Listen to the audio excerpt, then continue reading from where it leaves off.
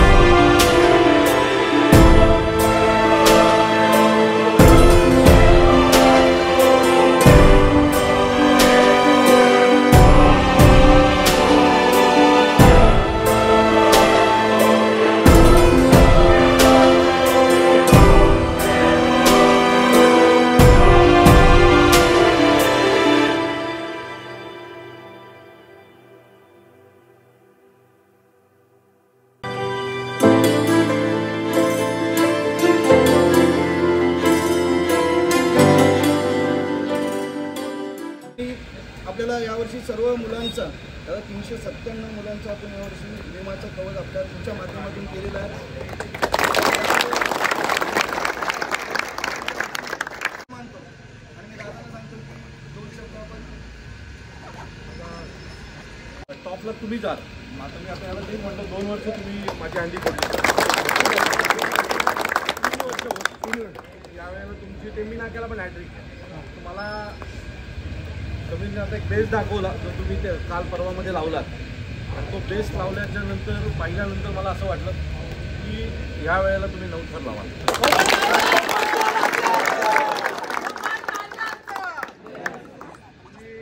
तुमची 27 तारखेला वाट बघतोय.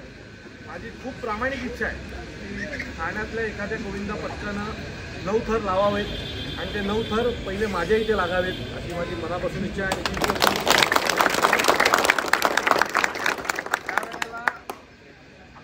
नंबर राहील आपल्याला 17 ना. 17 पुढच्या वेळेला आपल्याला प्रो खेळायचे म्हणजे खेळायचे. लक्षात ठेवा.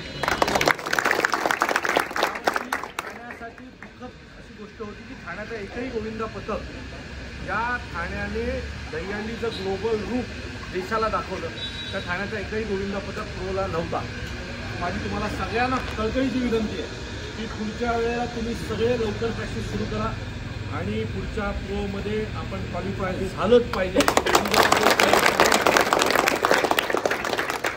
तारखेला मी तुमची वाट पाहतोय. वेगळा इतिहास ठाण्यासाठी जपण्यासाठी ठाणेकर मिळून 9 थर लावून ठाण्यातलं आन बाण शान वाढवाल अशी मला पूर्ण खात्री आहे. पूर्ण वेळ घ्या. 4 चान्स लागले तरी 4 चान्स देईल पण 9 लावा बाबाने एवढं.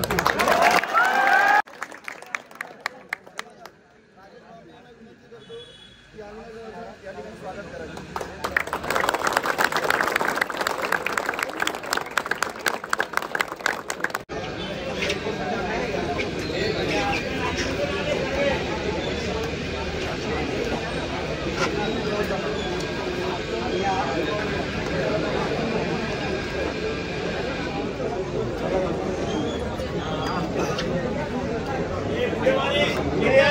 पुढे या सगळ्यांनी.